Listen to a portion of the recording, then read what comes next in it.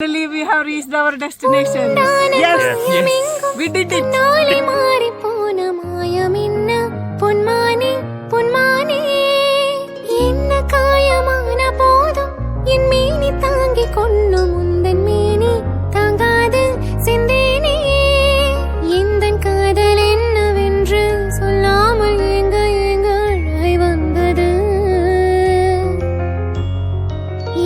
சோகம் உன்னை தாக்கும் என்றென்றும் போது வந்து அழகை நின்றது.